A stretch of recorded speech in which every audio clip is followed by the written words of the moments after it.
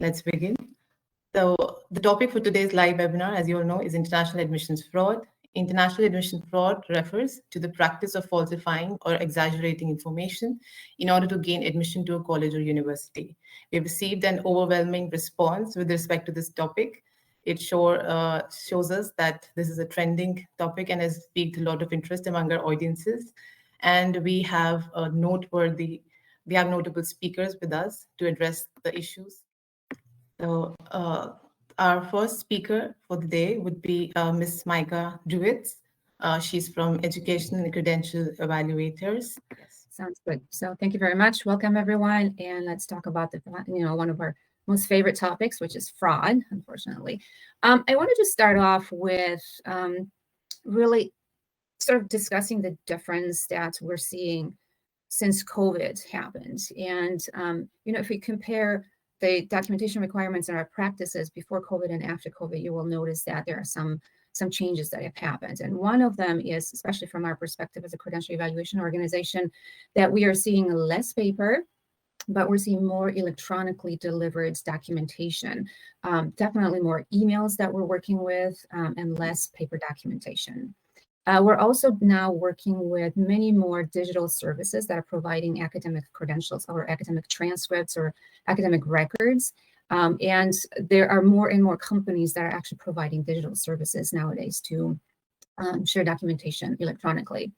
And another thing too that we noticed is that there are more and more third-party organizations that provide verifications of documentation. In particular, there are many services that provide verification services for Indian credentials. There's just obviously several other ones that are worldwide that provide verifications. So we're working with third-party providers as well regarding the verification. If you think of the traditional ways of verifying documents, we would contact the institution directly and wait for their response. Nowadays, it could be that, or we would be working with a third-party organization.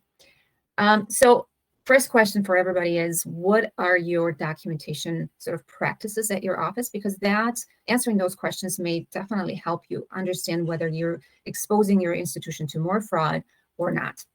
And let's start off with the weaker sort of documentation requirements. So think about, what is the easiest way to provide a fraudulent document? One of those ways is photocopy. So if you, for example, if your policies would allow for documentation to be submitted as regular copies, there's a chance that a lot of these could be submitted as fraudulent documents because it would be very easy to prepare a fraudulent document and then just send a copy of it. And you just wouldn't be able to catch some of the details that you're looking for in the documentation. Another issue that we're dealing with too is that if the documents are provided by email let's say as an attachment, there's a chance that these documents are also somehow inauthentic or might have been manipulated. So we're very careful with not working with documentation that is submitted directly by the students, but rather we're expecting that the institution themselves would be sending the documentation. Another problem with weaker sort of documentation practices is accepting documents sent by email from institutions, but without checking who the sender is. So it might say that this came from university so-and-so, but if we don't check who is the person sending it or the department sending it, then we're also exposing ourselves to a higher risk of accepting documentation that might not be fully authentic. So what are our recommendations and what we sort of practice at ECE regarding stronger, more secure ways of obtaining documentation? The traditional originals are also obviously are still very useful. We will accept them from countries where we know that obtaining documentation in a sealed envelope or in some other more secure way may not be the typical practice. So we will then work with the original documents, for example, original diplomas, original transcripts, and then we'll send them back. So that's definitely a helpful practice to apply. Another practice is basically digital transfer. So I mentioned the electronic providers, digital providers. We definitely work with more and more of them. We vet them appropriately to make sure that their process is secure in terms of transmission of the information and documentation. And then we're quite sure that we can work with the documentation that they provide. And what's good about that is that they are sending the documents to us directly, so the student is not interfering in that process. We also work with many verified documents, essentially with whether it's a third-party verifier or whether we are specifically directly verifying with the institution. We also utilize every possible online verification tool that we can find, and there are plenty of them. There are national databases, there are institutional databases that we will always look for, and once we find it, we will utilize it for every case that we review that would be verifiable. And one of the newest sort of practices that we have is working with email documents, but we apply an authentication process to the email. So we actually verify the emails themselves to make sure that they were not spoofed and that they came from the right person or office or the right sender. So here's an example. This is an email that came to our office. And I don't know if we can zoom in here. Actually, we can probably zoom in a little bit. I mean, here, from Exams and Records, sent to us. It's a university in Nigeria. Responding to a request for documentation or verification signed. Looks like a regular email, looks like just a typical email that you would open up every morning and you would see. But we actually know that this email itself is fake. Not that, well, the documents that were sent with it as well, but the email itself is fake. And here's why. What we do in our process is we review the email message header. If you've never heard of it before, it's the technical sort of data and information that is hidden behind the email that you don't see when you just open it. You have to click on certain things in the email to open up the message header, and that contains the information about the transmission of that email. It contains information about certain protocols that it went through, authentication protocols, et cetera, et cetera. And in this case, what we've discovered very quickly by reviewing this message header is that the email itself was generated by this site that is famous for generating fake emails. So this is a fake email generator, and someone used it to produce this email that looks like it came from the university, but it never did. It came from a fake site that offers this type of service. So I will show you this right here, and this is one of them. If you search for, I don't know, fake email or email generator, fake email generator, you will see other sites as well. This one is the most popular in our experience that we've seen, where people would be using this service to create fraudulent or completely made up emails. And sometimes they will come with attachments. So it's very important that if we consider working with documentation sent by email, that we authenticate the email itself. Because if we don't, then whatever was sent to us could potentially be fraudulent. And now looking at some of the countries that we generally get the most confirmed forgeries are some of the countries that I think you would recognize that they're either larger population countries, so obviously statistically the chances of catching fraud would be higher in there as well. But there's also countries that are undergoing some crisis. So whether it's Ukraine or Russia right now, there's Afghanistan, these countries have certain issues and people are leaving those countries. And therefore, statistically, again, the numbers go up in terms of possible fraud that might be, coming our way. So keep that in mind as well. Where is the documentation coming from? Do we have a lot of experience with that country and with the fraud in that country? And if so, what types of measures can we take to sort of either reduce or eliminate or prevent documents being sent to us being fraudulent?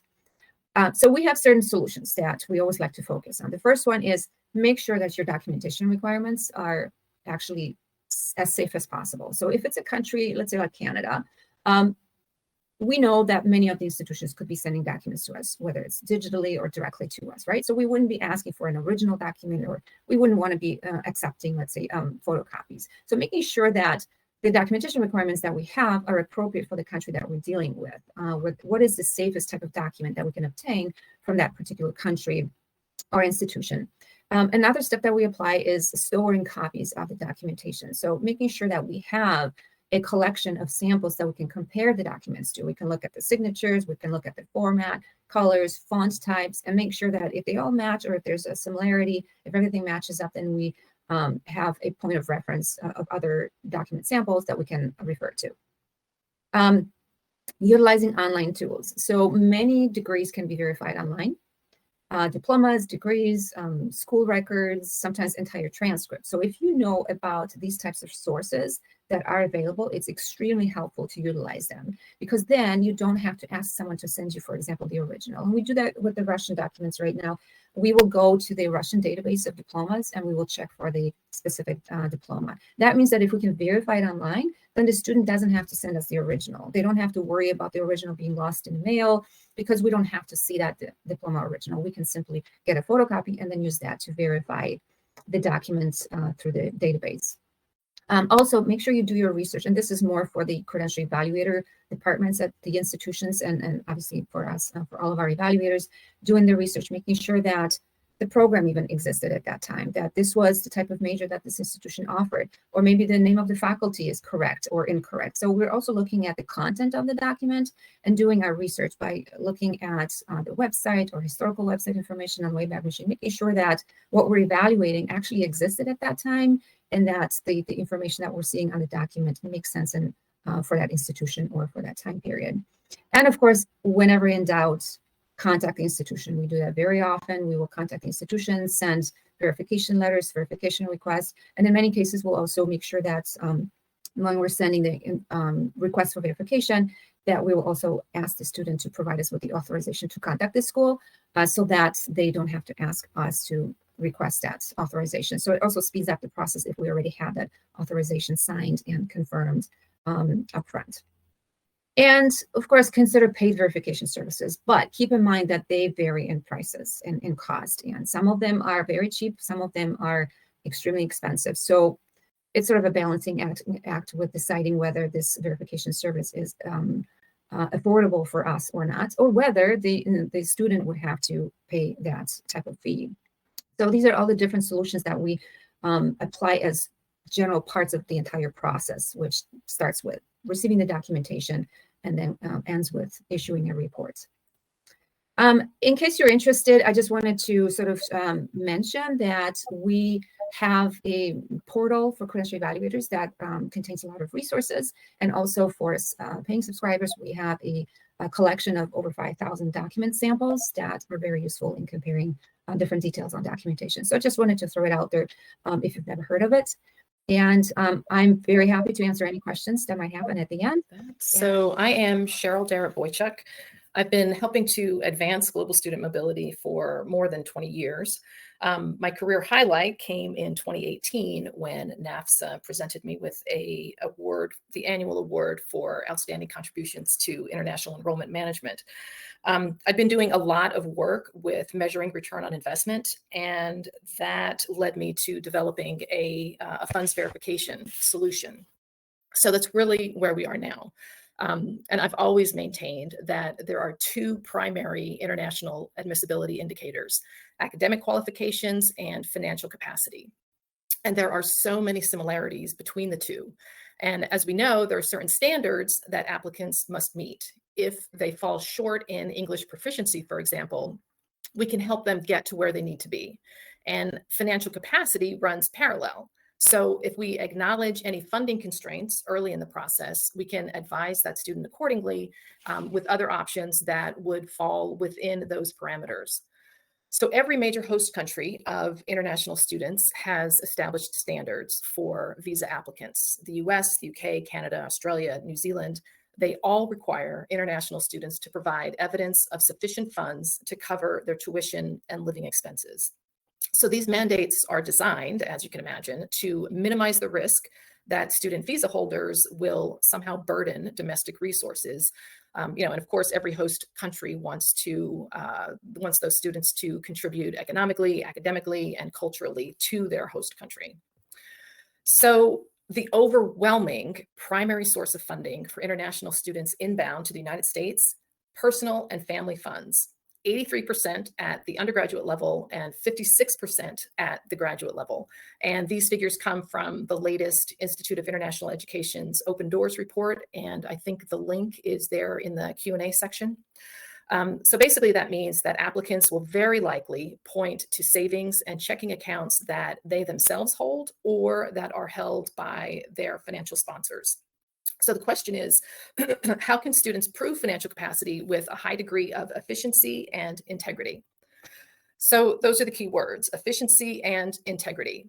And we've all seen the reports about how international student applications have skyrocketed in the past cycle. I think 90% of those who were polled earlier this session mentioned that, yes, their applications have increased. And in some cases, there was a corresponding increase in staff hours to review those applications. And in other cases, the same number of hours were expected to accommodate that skyrocketing increase in new applications. So, we just need to, with overworked staffs, I think there's a better chance for inaccurate admissions decisions. And we just need to be aware of that, as well as some of these other problems that we're addressing. So for every 100 international student applications a university processes, between 4 and 7 students actually show up on campus. And I'm amazed at the consistency of those single-digit conversion rates, whether the campus is big or small, whether the destination is the US, the UK, New Zealand. So in my experience, that abysmal, grossly inefficient conversion rate is primarily because the applicant's finances are lacking. And if we address the reality of finances earlier in the processes, I think all parties would benefit: prospective students, parents, campuses, sponsoring agencies, government authorities. So every player can explore practical alternatives that ultimately serve the student's best interest. And that leads to better decisions from universities, for example, about allocating their limited scholarship funds more effectively to meet their institutional missions. And overall, I think, frankly, students expect better from the innovative campuses that are trying to recruit them. So here's where I'm supposed to insert some escalating line graph or frightening statistics showing the dramatic rise in financial fraud within international admissions. Honestly, I don't know how prevalent it is. I do know that colleagues have experienced it, and I suspect we've only seen the tip of the proverbial iceberg. At least once a week, I come across another headline, and we actually try to keep track of those news stories over on our FundsV LinkedIn page. The beauty of the issue is that one solution addresses not only the integrity of the data, but also dramatically improves the efficiency of the process. So even if there is zero financial fraud in international education, I'm certain we can introduce robust tools that help advance global student mobility for qualified students, and save considerable time for counselors while still complying with the host government mandates. So to give you one concrete example, one of my colleagues at a mid-sized university in Virginia a few years ago, he admittedly was more diligent than many when verifying financial capacity. And even in his relatively small office, he recognized that several students submitted the very same bank statements with minor modifications, namely a change of name. So there was the same date, same branch, same account number, same exact transactions. And these students were not related. Their only common denominator, they used the same agent in India. So one tangential moral of the story: choose your agents wisely. So establish deep, long-term relationships with well-vetted organizations, such as our host, Simple Ed, for example. So here is the pretty poor attempt at duplicating the statement. Again, they only bothered to change the name of the account holder. So here's one and here's the other. Here's one, here's the other. Even the misaligned columns are exactly the same. And as you know, the technology to manipulate PDFs and screenshots and images has only improved and become more widely accessible in the past few years. Interestingly, the technology to combat that kind of fraud has also improved. So if we fed these images into a training model for machine learning, the algorithm would most likely detect those kinds of duplicate documents with a pretty high degree of accuracy. And of course, we need to acknowledge that there might be a very good reason for duplicate account statements. So for example, if two siblings both referenced their parents' same savings account. So as always, common sense goes a long way in engineering any kind of solution to these kinds of problems. So manipulated bank statements are just one example of financial fraud in international admissions. And frankly, I'm amazed at the brazen creativity of some scammers.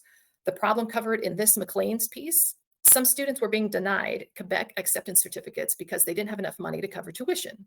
So dubious agents, along with the dubious academic institution, laid out a pretty innovative solution. They would create false receipts of tuition payment. The false receipts were kept secret from students and submitted to the provincial government.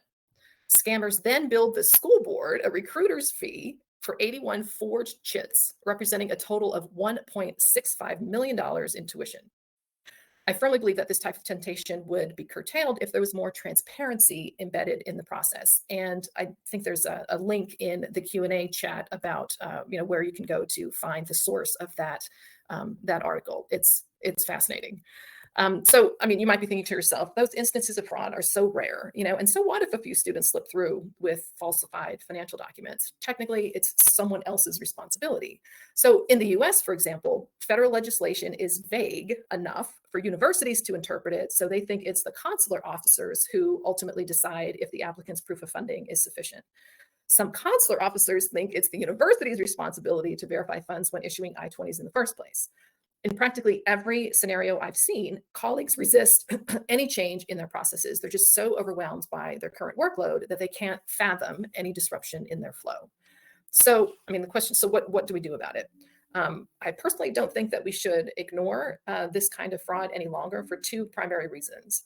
Because global trends in open banking have presented us with robust tools, proven tools to address the issue directly. And secondly, trends in other verticals may very well impact our industry sooner rather than later, namely that larger institutions need to accept at least partial responsibility for activity on their online platforms. So let's talk about open banking. It's an incredibly dynamic space right now, and it can best be described by what it's not. I mean, consider its opposite, closed banking. And in that scenario, only the financial institution controls access to the account holder's data.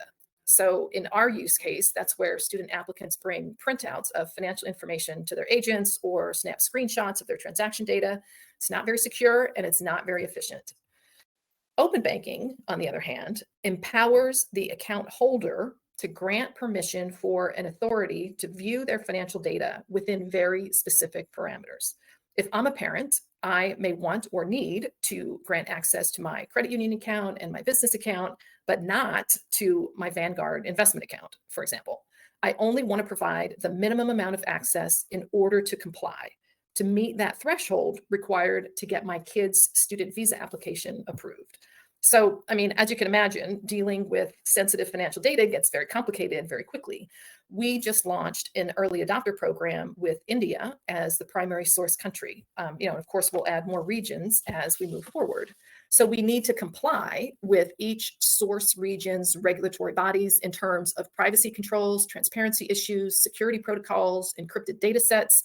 I mean, it's complicated, but in my mind, it is absolutely worth doing, again, to improve the efficiency and the integrity of the process.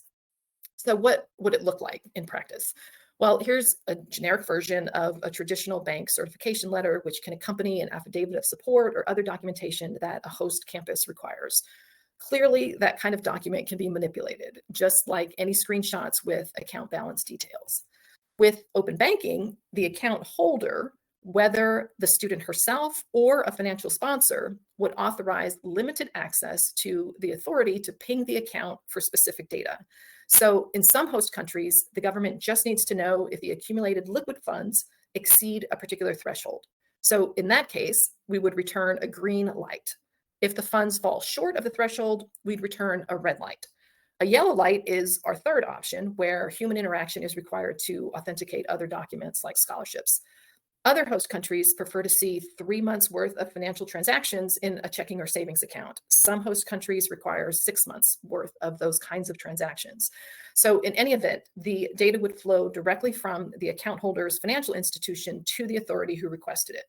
And the account holder would be able to see who accessed it and when, in the spirit of transparency. One last bit, since we're talking about international admission fraud, so I'll talk about what Simplet does is we connect the US university officials with the various school counselors in different regions so that they can understand it will help them understand the psyche of students across different regions, and maybe you can understand, help you break various barriers such as language, and we create smart tools for you so that you can get acquainted with the students one-to-one and understand any reason behind the fraud that's prevalent today. So now I say that the house is open for live Q&A, and I think we already have a first question in Q&A chat box. So either of you can go ahead to answer that question, please. Sure, I'll go first, then Micah maybe. The question is, can you please elaborate more on what motivates the students or agents to do this? Surely the U.S. Embassy interview for the F1 visa acts as a stopgate before they actually enroll. I think the primary motivation might be driven by money. And, of course, for any detractor of using agents, they will say that there is a conflict of interest. And so, in my opinion, if a student enrolls, then the agent will earn their commission. And so if there is any way to facilitate that, even if it happens to be nefarious, then, I mean, that might be the motivating factor. Micah, do you have anything to add? Just from our perspective as credential evaluators, since we don't deal with the financial sort of aspect of the process, it's really about the students themselves, right? Why are they coming to this country? And there's so many different reasons. It could be economic, political, personal, safety reasons. Obviously, the numbers are not as high as it might seem, but for certain countries, it's unfortunately a very high ratio of fraudulent documents. And we try not to look at, why they're doing this, but rather what can we do to prevent the temptation, because it's always going to happen. I think that the just availability of the technology, you got the PDF and the tools and other editing technology that allows images and documentation to be altered. It's just tempting, right? It's available. I think there are plenty of tech whizzes out there that think that they can fake it, so they're going to try it. And our goal is to try to prevent that from coming to us. So we set our documentation requirements in a way that hopefully sends a message that we're really careful with what we're evaluating, and hoping that nobody sends anything that's fraudulent. But yeah, there are so many different reasons, and money's one of them. Personal future is another, and that's a sad sort of reason too, because you feel really bad about the individuals that are coming here for new life, and maybe sometimes they're just not able to obtain the documentation because they lost it, and it's so difficult to go back and get the new document. So we understand all of these reasons, but at the same time, we do need to make sure that what we're evaluating is authentic and is correct. Super, thank you. Another question is, do you think blockchain technology can help solve fraud issues? Blockchain or distributed ledger technologies are not a priority for us at the moment, though we absolutely are keeping a close eye on what's happening in the industry, particularly with the Groningen Declaration Network. That's an organization out of the Netherlands that advocates for citizens worldwide to be able to consult and share their authentic educational data with whoever they want, whenever they want, wherever they are. And I mean, my favorite part of the network is that their signatories experiment with emerging technologies, and share the results. And I mean, I think funds verification will find its place in that organization in a couple of years. One of our colleagues in Nigeria is begging us to get into blockchain and distributed ledger technologies. We're just going to kind of hold off on that. I don't know, Micah, if you have a different perspective from the credential side of things. We definitely welcome every new technology that provides some sort of safety and better security of transmission of the documentation. And we are already seeing documents that are sent this way. There are certain countries, certain governments that have already set that up for academic credentials nationwide, or sometimes it's more of an individual basis. So the technology is also out there. There are also options to issue evaluation reports through blockchain. So clearly, whatever's new, we will be dealing with that. And we do welcome every new technology that provides a higher level of security for the credentials for the documentation. Whether it's breakable, obviously, time will show how that works. But we definitely do welcome that, and we are very, very much seeing documentation sent in that system, and we do trust it because it has so many different levels of checks and balances that we can utilize to verify the document. Super. I guess there's another question. Yep, go ahead, Juhi. Sorry to interrupt. Yeah, probably that will be the last question for us today. And since you're closing in on time, and I'm sure you want to explain more, so let's take that as the last question, if you don't mind. Yeah. Oh, sure. So how much of a red flag is it when a student says they have an uncle who's promising to sponsor $25,000 per year? I mean, it's reasonable to think that there are some scenarios like that. I think you just absolutely need to follow up on, again, documentation. The affidavit of support definitely comes into play for that. We need to know who that uncle is, what his name is, and with the emerging funds verification technology, in that scenario, we would have the student send a message to that uncle and direct them to the secure online platform where that uncle is able to either enter his credentials or upload a document stipulating that those funds are earmarked for that particular student at this particular university for this amount of time. And the technology is able to detect when those uploaded documents even have been manipulated. So it is a game of cat and mouse, and there will always be someone to try to build a better mousetrap. But I think that using the technologies that are accessible to us, we can improve, again, I'll say it again, the efficiency and the integrity of the process. So thank you.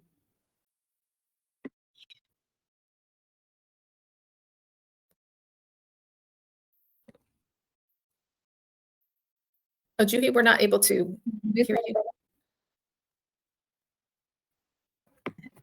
Sorry, I was on mute. So I want to thank you guys once again. Thank you, Cheryl. Thank you, Micah, for taking out your precious time and speaking with us on this topic.